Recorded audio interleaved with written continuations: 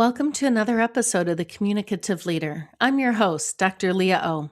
We often talk about leadership in terms of strategy, metrics, and bottom lines. But as we move further into 2026, many leaders are finding that traditional command and control structures are failing to keep teams engaged.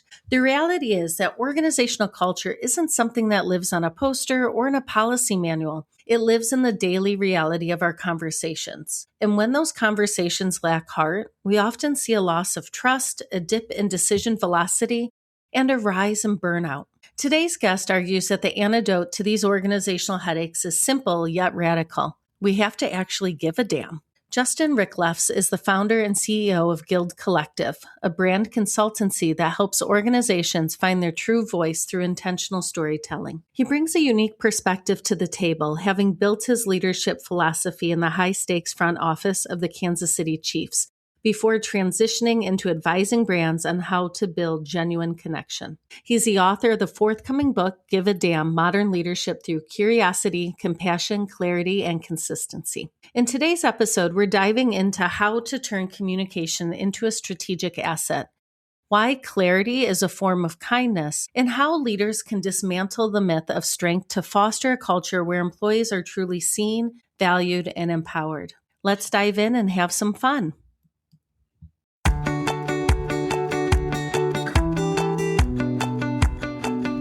Hello and welcome to The Communicative Leader, hosted by me, Dr. Leah O'Million-Hodges. My friends call me Dr. O. I'm a professor of communication and a leadership communication expert. On The Communicative Leader, we're working to make your work life what you want it to be. Justin, thank you so much for joining us today in The Communicative Leader. I'm so excited about your path and learning more about what you've done and how that's impacting how you lead and communicate now. And for our listeners, you spent years with the Kansas City Chiefs before founding Guild Collective. And I know in professional sports, the focus is often the scoreboard, right? This is a very immediate 100%.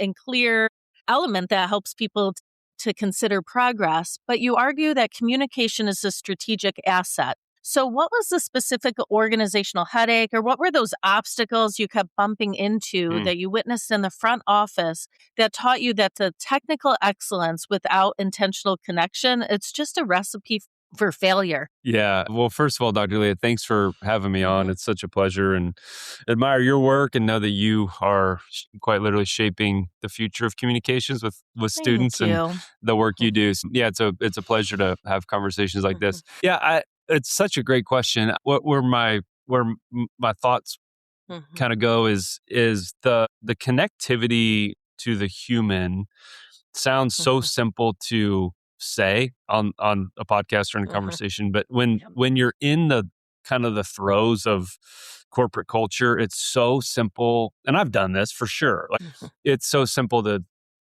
minimize or discard the humanity. And you hear phrases like, well, leave that at the door, or this is business, not personal. Like all these kind of crazy things that when you investigate them and inquire about them, you're like, wait, I don't think that that's necessarily true. And so I think that, whether it was any of my corporate career or my own leadership, of going, hey, when you lose sight of that human connectivity, things generally don't go great. Yeah, exactly. And you're right. I really love that you acknowledge that on the surface, this seems so easy. And I think we make these assumptions that, of course, I'm thinking about people. But then when we take a step back and think about what we actually said or how that was framed or approached, we realize, like, nope, those interpersonal relationships were definitely secondary or tertiary or Totally really not considered. Totally. And as communicators, right, the assumption is that that person needs to do a lot of the talking or communicating. But as you know way better than I do, the other side of that is as or more important on the curiosity side, on the listening side, on the body language side, on the how are you showing up? Are you distracted? Are you looking at your phone? Are you not really engaging with me? And so much of communication is that subtle energy, awareness, paying attention to someone else other than yourself and what you're trying to communicate. Yeah. And not easy to do, right? It's a practice. 100%. 100%. So let's think about this myth of professional detachment. And Justin, you have a book. I love this. Mm, Give a damn.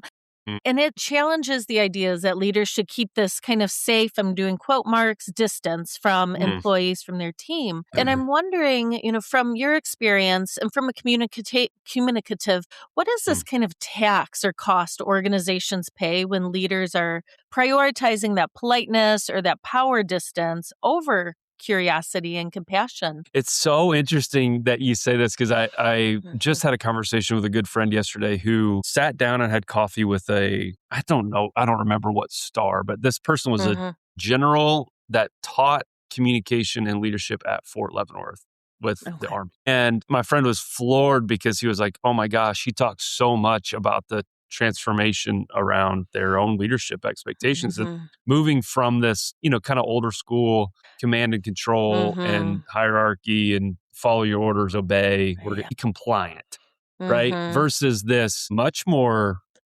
and I'll use air quotes, softer Yeah. skills of curiosity, compassion, being clear, being vulnerable, being empathetic, being understanding. And the phrase that this general used was amoeba leadership, and that Mm. it is required work of the leader to be like an amoeba and adapt to the Mhm. environment in which the market exists, but also the environment in which their team Yep. resides and exists. And so, Mhm. anyway, to answer you, it's the thesis around the Mhm. book was this exploration of, can care actually be a competitive advantage? Yep. And it was kind of like, it was a question Mhm. mark. It was, I Yep. mean, I hope it is. I want it to Yeah. be. Yeah. I think it should be, Mhm. but can it be? And so I just started pulling all these strings of, Mhm. former leaders that I loved and learned from and followed who Mhm. exhibited the phrase give a damn, who cared about me Mhm.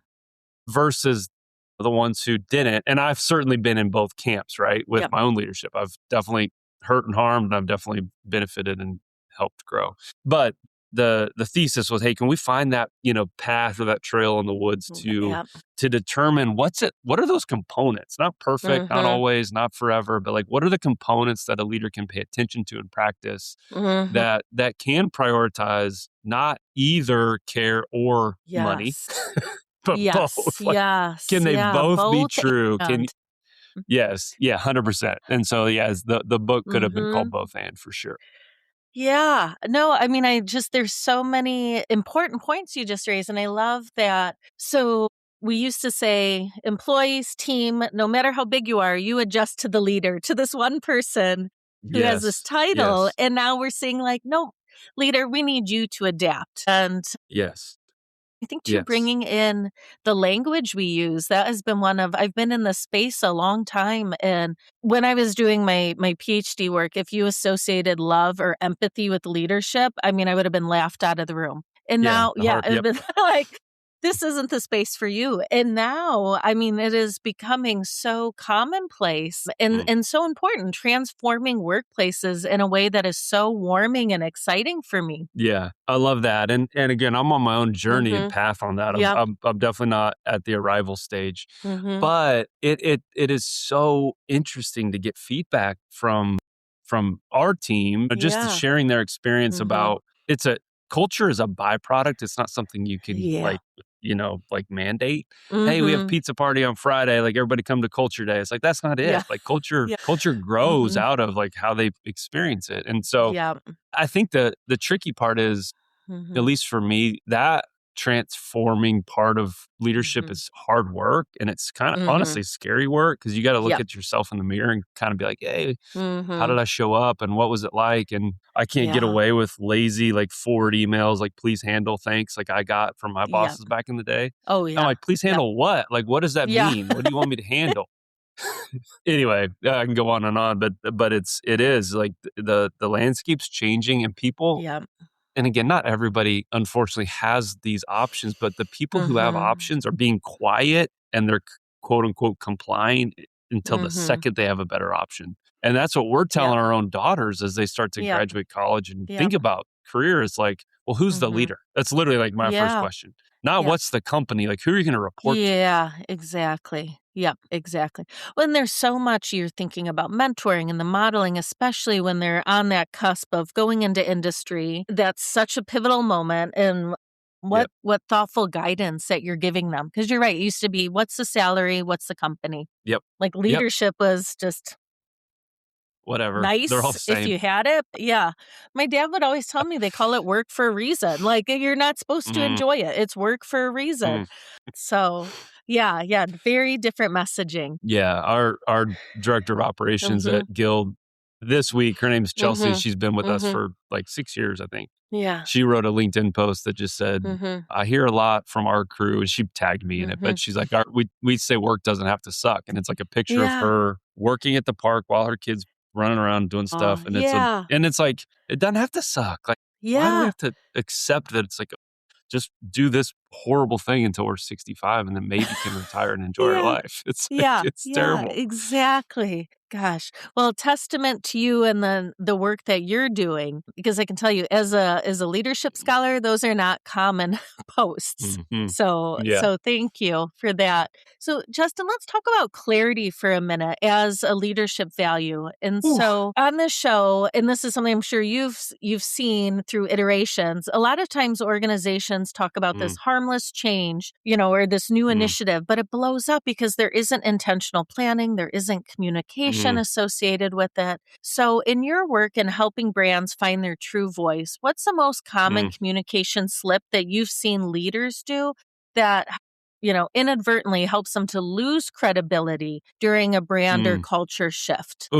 My gosh, I feel like you're reading my diaries a little bit. Clarity was the hardest part of the book for me. There's I basically unpacked 4 C's, 4 components, which are curiosity, compassion, consistency is number 4, but then clarity was number 3. And, I opened that chunk with Brene Brown's like money all-time quote, clear as kind. And then, I unpack like how clarity's been really hard for me, continues to be hard, because especially as someone who exhibits like future state vision, I'm kind of out front, like chopping through the forest going, hey guys, I think the trail's this way. Come with me.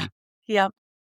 Which is the role. Like that's important. But it can't be so detached from reality and that's when I'm not helpful or clear, it is this really loose vision, quote unquote vision. And I'm like, I don't understand why everybody doesn't get it exactly. Like, what do you mean you have questions? Like, and I'd get frustrated for a long time. I'd get frustrated with the questions. I'm like, damn it, your questions aren't welcome here. I wouldn't say that, of course. But like, exactly. Yep. My spirit, my spirit was like, and ultimately that all kind of just gets framed back to me of like, well, they will run hard and fast and wherever you tell them, but you got to tell them. And ultimately that's this fearful part of me is like, what if I don't know? Or what if I don't actually have any freaking idea and I'm making it up and guessing? And so anyhow, the clarity chunk was really difficult. And I think to answer your question or try to answer your question is when you can say a certain thing in a boardroom or put it on a Google slide and be like, oh, this is our strategy. But vision has to be integrated. That's the EOS language that was so helpful for me. And Rachel Burnett's our COO, and God bless her for enduring such like random vision ideas at times. Because then she's like, well, she can discern and sort it out and help me get clear. And then it's like, oh, got it. This is where the business is headed. And I think the last comment I'd make is the EOS founder had this quote one time. It said, vision without integration is hallucination. And so I think when people don't experience that clarity part, they're like, dude, this is crazy. This is a hallucinating event. And so that it is so hard to come back to like simple clarity over and over and over. And I've found a lot of life in that now. It used to really frustrate me. And now it's like, oh, the gap between vision and performance is always filled with bad stories if it's not clear. And so to fill that gap with clarity is work that I still have a lot to do, but it's been really rewarding work. Yeah, I really appreciate your honesty there, because I think when you were saying, I'm like, yes, because sometimes those questions, whether, I've experienced that as a faculty member in leadership roles, where I'm like, why am I getting so frustrated by this? And then recognizing one more step back, okay, I'm the common denominator.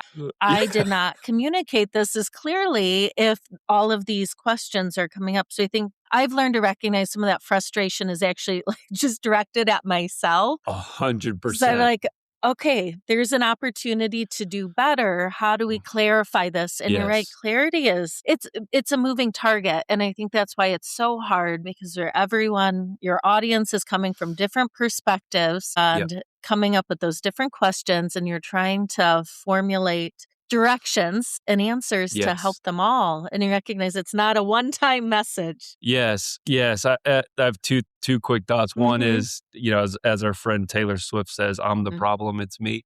Yeah. It's like I'm the Yep. problem. Yep. But then to relate it back to the Mm-hmm. Chiefs comment, what's brilliant about, and I don't know all the ins and outs Mm-hmm. of how he does his work, but Andy Mm-hmm. Reid as the head coach, Yeah. he very clearly has a system and a structure and a level of Mm-hmm. expectations and performance for the football team. And what's true is he gives them so much flexibility to operate Mm-hmm. within that Yep. system. They do crazy stuff like ring around the rosy Mm-hmm. plays, and they like Yeah. the players have a big voice in that Mm-hmm. system, Yep. but it's not outside of the bounds of what Andy wants and Mm-hmm. expects. Yep. And so I think of that a little bit sometimes when you talk about that clarity, because what is not being said is a leader must dictate and direct every action in the business Mm-hmm. and be so specific. That's not Yeah. clarity. It's like Yep. managing annoyance. Mm-hmm. But when you've Yep. got like big-hearted leaders who are trying to figure this out, Mm-hmm. what's really unkind is Mm-hmm. when that person doesn't formulate, okay, what is our system? What's our expectation? What are the standards Yeah. here? And when Exactly. you don't clarify those standards, everybody loses. Yep. Yep. It's because it's like setting up the guardrails, but then giving them agency within that system. Yeah. I mean, 100%. Yeah. beautiful leadership there, right? So let's think about curiosity now. And I love that you advocate for this. And I love that you connected it with listening earlier, because it's not something that I have thought about before. But you're right. A lot of times when we approach listening, it is through Mm, curiosity.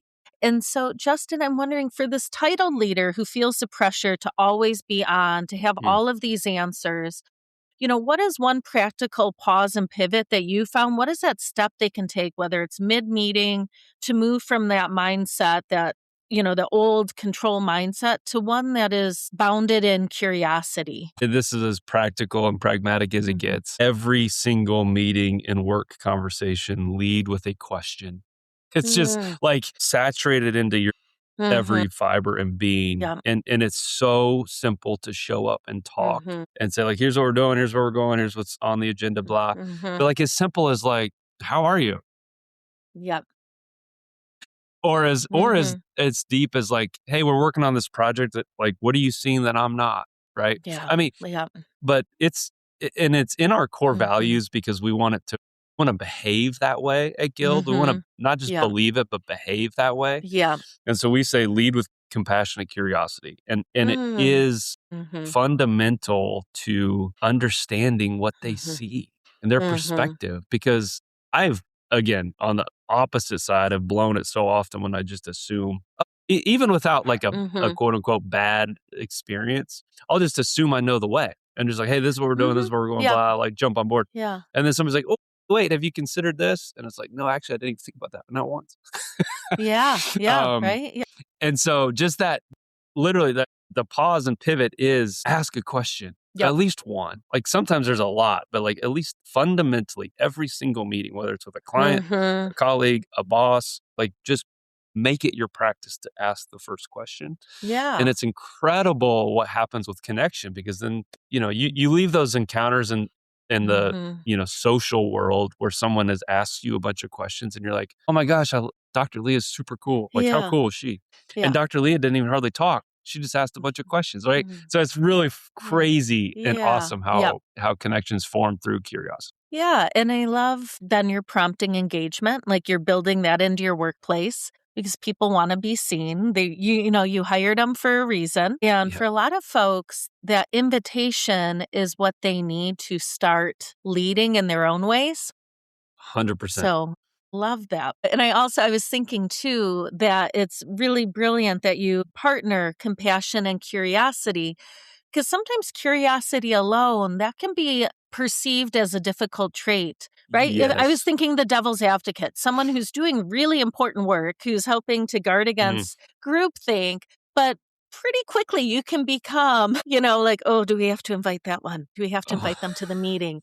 Right. But when you 100%. bundle curiosity and compassion, that Mm. is a different type of communicator that leads to a different type of conversation. Super cool. That's an Mhm. interesting observation. Yeah, I didn't put that together. That's really smart.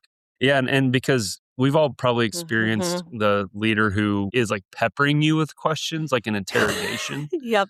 Mhm. or an investigation. Like Yeah. that's Yeah. not compassionate curiosity. That's Yep. like critical curiosity. Yes, Um, exactly. so that's interesting that you said that. That's really cool.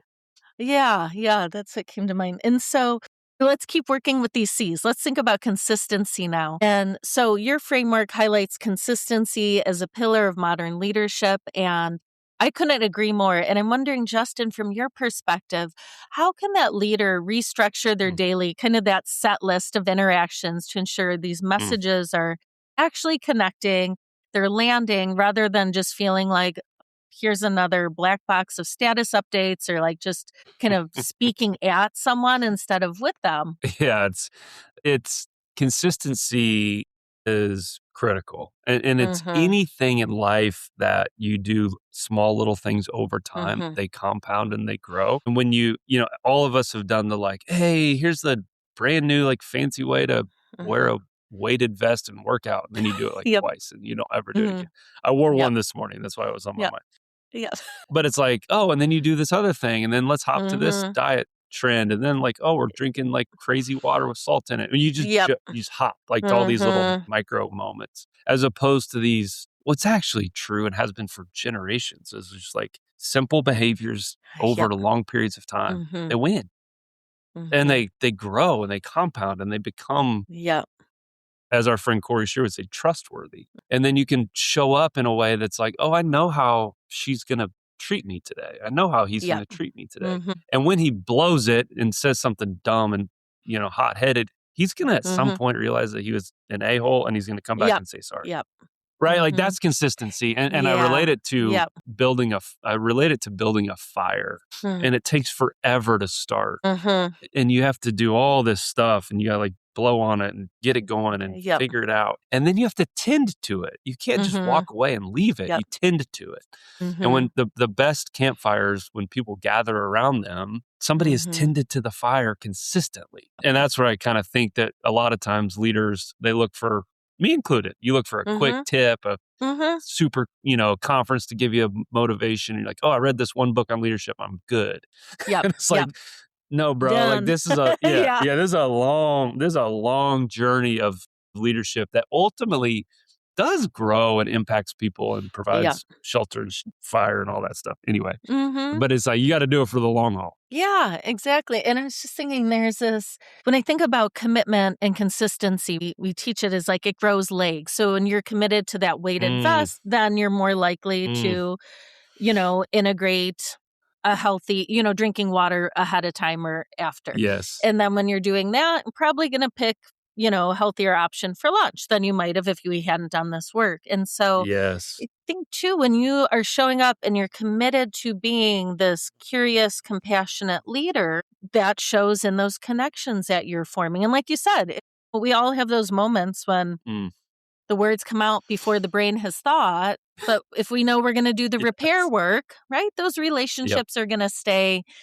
yes. shored up. Yes, yes, so well said. I wrote down grows legs. I think Yeah. it's so true. Like Yeah. Yep. it does, and it starts to, Hmm. instead of a shame cycle or some weird like, Yeah, other, exactly. Yep. it's a virtue cycle. It starts to compound the Yes. other direction and create Yep. these moments and these flywheels where people are like, all right, I know, kind of understand how this is Yep. going to work. Yep. His curiosity is for my good. His compassion is for my Yep. good. His clarity is not that clear yet, but he's working on it, right? And then they understand like, Exactly. okay, that can be Yep. trusted. And I've got lots of work to do there, but that's grows legs is a cool phrase for sure. Yeah, yeah, right? So we wanna be consistent. We don't wanna be the person that people are like, "Ooh, who's showing up today?" So when we make those commitments, yeah, they can, like you said, really powerful. Not easy, especially in the beginning to make that commitment, 100%. but yeah, we can do some good work that way. Yeah, I Let's was think talking to about our yeah, I'm go sorry, go ahead. ahead. No, no, Go ahead. no, no, please go ahead. Tell me. You're talking No, to I was just our son last night, and he's having for a 16-year-old a difficult conversation with a superior coach, and it was just this kind of simple moment of like, I was so proud of him because he's gonna do it, and I was like, bro, it's gonna take literally 10 seconds of courage, 10 seconds, and you're gonna feel some pressure, and he's gonna try to talk you out of your point of view, like that's coming. But think about once you're through that 10 seconds of awkward courage, on the other side of that is, not to be too dramatic, but it's like your liberation. You don't have to play this sport anymore because he wants to, you like wants to be done, and he's clear on it. And it was just a really cool moment. It's like, man, I think we sometimes think of these huge, crazy things. It's like, it's a 10-second conversation. Exactly. Yeah. Yeah, you're right. And it's all that build up ahead of time. But what a powerful 100%. moment for your son. And then once we do that, be like, hey, remember when you did that hard thing? You can do that. Yeah, Yes. that's so cool. So let's think about storytelling now. And I think this is something we've kind of been hinting at and dancing around. And I know that part of what you do, you help brands align their purpose with their messaging. And I'm wondering, how does a leader use communication to kind of get rid of this old stagnant company narrative and replace it with a new story that employees actually believe in and want to be a part of? Good night. Yes, I love that question so much. The story is the oldest form of sales. Like, we didn't make it up. Story is the way we find ourselves as humans is in story. And it's not just sales, but we're talking about like a corporate context and how we help from like a brand and positioning standpoint. Yeah. And so we get companies that come to us and they're begging really of like, hey, we've tried this. Like, we got a new logo. Our website looks awesome. Our team is really great. And when they haven't realized that momentum or that kind of compounding gain. And for us, it always comes back to, what is the strategic story you're telling? Because if you don't tell the story, somebody is going to tell it for you, because that's what we do. We're storytellers. And we find ourselves in story. And so, are they all true? No. Are they all amazing? No. But we find ourselves in them, and we'll fill in the gap. If we aren't encouraged to believe a certain way, we will fill in the gap with our own story. That's just what we do. And so on a consumer side, we'll encounter these messages, and they're incessant and they're so noisy. And almost all of them are about how these companies have really cool products to sell. Right? Yep. Yep. And the consumer's like, I'm not a mean person, but I don't care about your product, because I care about my pain, my frustration, my life, my relational challenges, my parenting struggle, my money, my desires, my physical health, all this stuff. This is what I care about as a consumer. And so and again, it's obviously not this simple, but the turning of that prism to go like, hey, as a brand, how can you tell the story of your customer, not your company? And it's almost like we're like, companies are out looking in the woods through binoculars and they're looking the wrong way. And they're like, where are all the deer? And you're like, bro, flip it over. Like, you don't have the hero in focus. And so, but the same, what's been crazy about the work that we've started to figure out these last several years is, it's not just an external message, it's an internal story. And it starts there. And in fact, like, that's where purpose is lived out. And it's like, values, you can hang values on the wall, but if they're not lived out, if they're not activated, and we call it the heartbeat of the brand. So if that heartbeat isn't clear and compelling and isn't strong internally first, then none of it really matters. You can have the coolest marketing in the world. If you don't have an internal culture that believes in this story, it all falls apart. Yeah, that's so powerful. And I love that. I mean, it's such thoughtful communication. I mean, like, who's receiving this message and what is it that they're looking for? And both as the customer and the employees, like your brand ambassadors having to be part of that heartbeat. Yes, absolutely. Yeah, it all starts on the inside. It all does. And that's, as we've gotten clear on our own positioning at Guild, is like, oh, this aligns with how we've done it ourselves. So it's been really cool. Such a powerful way too to connect with your clients. I mean, like, we understand we're monitoring and growing this the same way. Yes, very much. Yeah. So, Justin, let's think about the ROI of caring. You're the central thesis of your book. And well, I see the leadership field shifting in huge and very optimistic ways. There are still a number of skeptical executives who just the spreadsheets, right? Or the scoreboard. What are these quarterly metrics? So for these folks out there, how have you found, how do you communicate that tangible ROI on investing in, the work of compassion, of communication for healthy workplace cultures? How do you make that sell? Yeah, I need some help with research down the road because I want evidence. I want oh, this is exactly how this plays out. Yeah. So we can talk about research down the road. But Yeah. what I want to communicate the most is this story of one of our clients at Guild who is a multi-billion-dollar manufacturing business that has multiple locations across the country. Okay. So call it and they did this work, really brave, courageous work of talking and getting the perspective of all of their production level employees. Okay. Okay. And to give a distinction, before they did this work, they used to call the management team salary and the production team hourly. Oof. And even that, okay, this is I see your face. Like even that shift feeling very alone, uncomfortable. It broke the chain of what these kind of old school mindsets were. Yeah. So anyway, they asked thousands of people their perspective on how are we doing? What can we learn better? Yeah. What do you need? What do you want? The number one thing in their perspectives in their survey that came back, the number one thing was, I want my supervisor to know my first name. I want you to call me by my name. Yeah. And so they literally, for a long time, the supervisor had to say, I actually don't know your name. What is your name? Yeah. Will you put your name on your helmet, your hard hat for a while so that I can, when I see you, I can call you Leah instead of Hey? Yeah. Right. And so that took a while. It wasn't overnight. Yeah. Oh, yeah. But in 2026, and this is the point of your question, they are fully staffed. They have a wait list for employees. Wow. And it's not, it doesn't have to be this dramatic, but they're destroying their competition. Yeah. Because their competition is still in this old school mindset. And it's that works at a freaking production facility. Of course it's going to work at your restaurant, at your white collar business, at your professional services company, at your law firm. It's going to work there, of course. If it can work at, and on a broader, on a more public scale, you see Chick-fil-A, and the founder of Chick-fil-A had a quote that said, "Care and commerce can coexist." And they've built their entire business around care. And they sell chicken sandwiches and waffle fries, but they're head and shoulders economically above their competitive set. Yeah. And they're only open 6 days a week. Yeah, exactly. And, and you think about not just having a value poster on the wall, but living your values, right? That's what we see when they're like, no, we're not open on Sundays. Yes. Yeah. And you're going to get a pleasant experience when you buy the food. You're going to get someone that says my pleasure instead of nothing. Yeah, exactly. Yeah.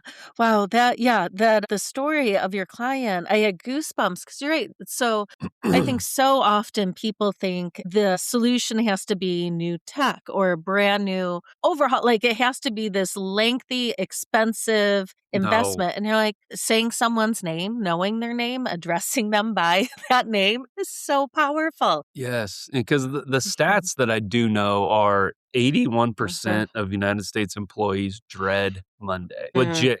Dread is a heavy emotion. Yeah. It's dreading work. That's crazy. Yeah. And then, but the inverse is only 39% feel cared for. And it's that's the gap. The gap to close is, how do we close that gap? And our client did it, and they have to keep doing it. It's not a one-time thing. But it's you got to say, hey, Leah, hey, Leah, hey, Leah, every morning when you see Leah, right? And it's well, of course Leah wants to keep working there because she feels known and understood and valued, and somebody gives a damn about me here. Thank you. Exactly. Yeah. Yeah. So, Justin, last 2 questions for you. And this is how we end all episodes of The Communicative Leader, and they're intertwined. So it is the first part, what advice or tip or challenge do you want to leave with our titled leaders? And then the second part is, what is that advice, tip, or challenge for our employees across all ranks? It's, as you've heard, it's hard for me to be concise. So I think for the quote unquote leader already, I would say that it is your job to be on a compassionate curiosity crusade. When you say like, oh, I have an open door policy or anybody can come see me, like they're not going to, because they're scared, they're intimidated, they're afraid. Go to them and seek their opinion. And yes, does it take more time and more courage? You bet. But like the payoff is so freaking good. So I would say go on a compassionate curiosity crusade. Yeah. And then to the team member, what I would say is you are already a leader. Leader's not a title or an office. It is a invitation. And for you to right now today give a damn about yourself and have some oomph, some gumption, as my high school football coach would say, and believe that if you give a damn about yourself, not in a selfish way, but in a put the oxygen mask on first kind of way, you're able to then show up as a leader to others. And corporations are begging for someone to step up and take the lead. At all sizes. At our team of 7, it's like, hey, all of y'all are leaders. I don't care what your title is. Like, figure it out, help us out. We got plenty of problems to solve. Yeah. And I love that connection with leadership and caring about yourself, because I think so often people underestimate what they have to give and their impact on others 100%. and their ability to influence. And I think that's such a neat gift to equate it that way, is that leading is caring about yourself. Yes. My friend Brad Hill says, take up all the damn space you need. Yeah. Yep. Take up the space. Take up the space. Exactly. Justin, this has been such a fun conversation. I've learned so much. I want to applaud the work that you and your team do. You're making a difference. You are helping to transform. Like you shared, you have kids who will be entering these spaces soon, and it just makes me so hopeful. Thank you. I've enjoyed the conversation. You've helped me a great deal, and I've learned a ton, and just really salute the work you do and help shape future communicators and leaders, for sure. It's so necessary. Thank you. All right, my friends, that wraps up our conversation today. Until next time, communicate with intention and lead with purpose. I'm looking forward to chatting with you again soon on The Communicative Leader.